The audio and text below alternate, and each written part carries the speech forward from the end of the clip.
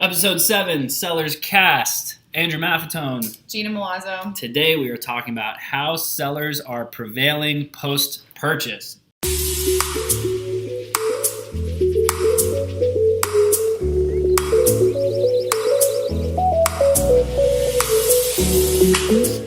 So we're going to talk about, one of my favorite things to talk about is after someone gets a sale, I find a lot of sellers just go, yay, I got a sale. Yay. And then that's it. Like, they do nothing. Like, no one worries about the length of the lifetime value of a customer. They literally just get the sale and then that's it. That's great. We did business. Now get out. It's like a one-night stand. You just kicked them out. This is how to make them breakfast in the morning. So, a little too deep there, but you get it. So, what I'm talking about here is after someone purchases with you, so they've made the purchase, you have shipped out your product, it's not over. Like, there's nothing, I don't know why everyone seems to think, like, that's it, I'm done. Like, there is, I love adding a little something extra in a box. So I don't care what it is. Yes, agreed. If it's, I find myself getting excited over stickers. And I am an adult male. I'll never use it. You know what? I'll probably never put it on something, but I'm just happy you sent me one. Yeah. Or, my wife shops really at easy. they give you like sample selections now. Yeah. She's like, I'm going to get you a bunch of samples of stuff. Yeah. And that's great. Like, it's extra stuff that you can get to try out, and the customer takes it as that little bit of extra value. So there's always that, like, when something you're expecting shows up, great. But when something you're expecting shows up along with stuff you weren't expecting, it's like a nice little surprise, and it makes like every delivery like a gift. Yeah. Which of course this time of year is fantastic. Super easy way to exceed expectations. Mm-hmm. Then you have adding extra discounts, things in there like, hey, thanks for shopping with us. Here's 10% off your next purchase, or anything along those lines. Or if, which we've done a handful of times for apparel companies and even some non-apparel companies, are like a flyer or something along those lines that is advertising to social media, like hashtag company name, and maybe we'll feature you or something like that. So it's a great way to get some user-generated content. It is continuing the process, and then of course then they're going to tag you, you're going to share it, they're going to start to follow you, and you're staying with the customer along down the line. And then of course you have your emails that go out, hey, you shopped with us a month ago, you shopped with us 2 months ago, anything like that.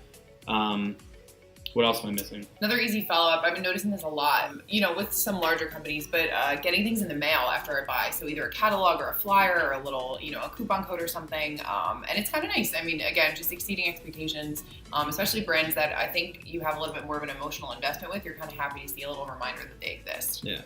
We'll actually end up featuring two businesses today because they're both relevant. So another one that we like to utilize, we tend to integrate them in with our HubSpot integrations, where we actually, now 3. But we utilize Postalytics, where you can actually trigger. So, hey, when someone buys, wait 2 months, then send out this flyer. And with Postalytics, it's nice because you can buy those flyers in bulk. It's relatively inexpensive. You can personalize it. So they use merge tags. So you can actually put like someone's name on there or anything along those lines. And then that way, it's a little bit more personal. You can actually track if they came to the site, and you can trigger to send them these flyers at the right time, just like you would an email. Yeah, great example. If you sell something that, is depletable or has a seasonality or something, time when you think they would run out of your product, or when they would want to buy another one, or if you come out with a new line or something, think of when you would want to remind them that you exist. I think there's something really strategic there. Yeah. And then, of course, the tool that we were going to feature today is also very beneficial to this.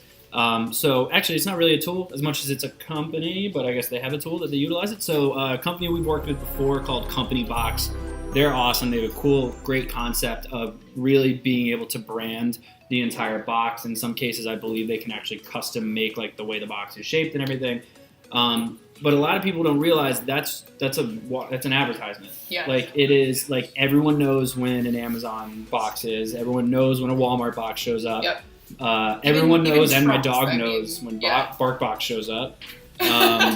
So if you can actually customize the box, you get enough sales, you can actually start to brand yourself as the box travels. Yeah, especially if you make it super distinctive. If you think of like, what's the invitation company? They do the bright orange ones. Oh, I know which one you're talking about, but I can't remember their name. That's okay. Well, they had one. So we did a video with Company Box a little while ago, and they showed us some examples of stuff that they did. And they had one that was really cool. I love the idea where this company actually changes not only do they change their box every month, but it's a subscription box for kids of some kind, and a kid gets to design the box. That's super cute. So little kids like drawing, and it's clearly little kids drawing is no offense to the kid, but cheap shot. It's like it's for the whole month. This little kid's box is really like, that's awesome. That's so cool, and they don't have to design it, so they don't hire designers. Yeah. So, I honestly think we're at a point now with packaging that, really I think parity now is having a design on the inside of your box. I think that's kind of standard. If you're not doing that, you're a little bit behind. So I think doing the outside of the box is kind of the next level. That's how to kind of one-up yourself. Yeah, and you really need to think, no pun intended, outside the box. Because I think we're probably a year to 2 years away where everyone is doing that. Agreed. And it's going to be harder. You're going to have to do like bright neon Make it like, boxes I or don't something. know, set something on fire, set off fireworks when you open it or something. Make them round. A glitter bomb. bomb.